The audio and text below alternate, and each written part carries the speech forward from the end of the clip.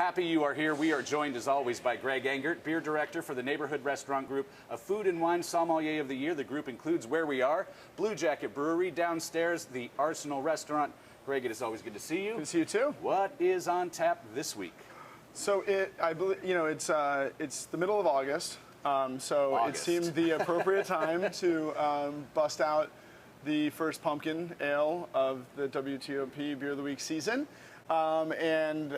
This is a beer from Flying Dog.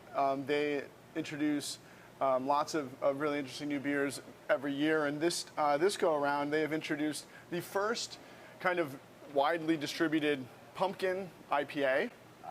So we had to, of course, taste this. It's sacrifice for you. For you. So to see how this can work, because the IPA style has been, it's been utilized to the black IPA, the white IPA, the Belgian IPA, and so of course naturally I think it's time for the pumpkin IPA. And what's also interesting about this though is that if you look at it, the color is still, it's got a nice kind of dark malty, not dark, but like reddish hue to it. So you're going to get some malt character, so it's not going to be like a West Coast IPA, but also they chose to use German style hops for this rather than like American Pacific Northwest hops. So it's not going to be that big, tropical fruit intensity in the nose and pine. It's going to be a little bit more earthy and herbal, which probably will play better with the spicing and pumpkins.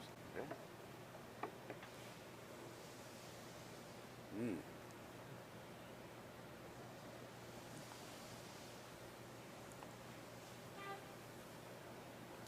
Well, that's different, but real nice. Some of them taste like a piece of pumpkin pie. Right. Which I'm not really looking for. No. And this is different. That is really nice. I would almost call it, so it's stylistically, it's going to cause some issues. They use German hops. It's about 60 IBUs, so it's hoppy, but it almost tastes more to me like a crisp, refreshing, like stronger amber lager of sorts. With that hop character in the finish, it's there, it's dry, it's herbaceous, and it's refreshing. For a pumpkin ale, that's pretty crisp on the palate. And for us DC area beer drinkers, since it's right up the road in Frederick, it's uber fresh. It's super fresh, yeah, that's for sure. And that's the thing when people complain. That's one thing I'll say when people complain about pumpkin beers in August. At least you can say is they are hyper fresh. And that leads into the next question, which we've talked about in the past.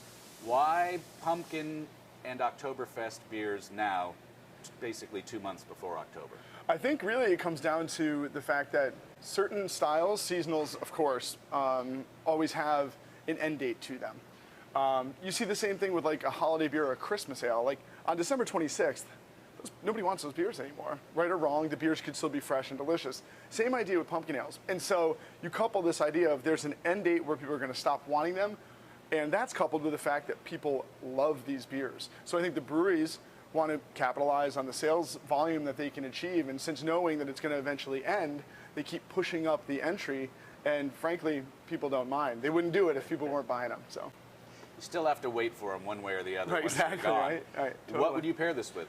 So what I really love about this beer is it offers some new ideas about pairings. I think typically we think of pumpkin ales, we think of desserts and things like that, but I've been thinking, especially with that crisp kind of herbal hop character in the finish, it started me thinking about shellfish and even lobster. I was thinking about like, when you get like crab soup or like lobster bisque, the pumpkin kind of earthiness is awesome against the brine of the lobster. And then when you got that crisp, refreshing quality here to balance against the salt too, I think it would be excellent with that.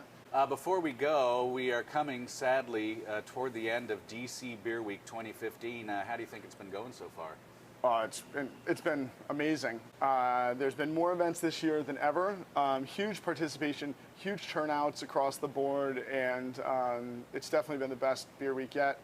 I think it's going to keep growing. So a real cool focus on DC beers. Last Thursday night, you had a big tap takeover at Church Key. Yeah, it's the biggest ever. All DC beers, right? 55 Washington DC brewed beers, and that's the thing I'll say about our DC beer week, our beer week here in DC, is that most places that have beer weeks start with their local craft brewing community.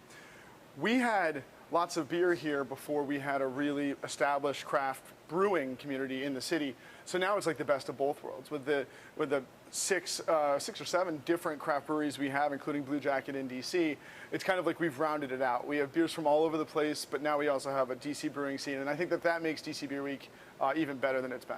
To learn more about DC Beer Week now and in the future, the website is dcbeer.net. Greg, thank you as always. Thank you. Everyone, please always do drink responsibly and be sure to bring your thirst next time for another Beer of the Week.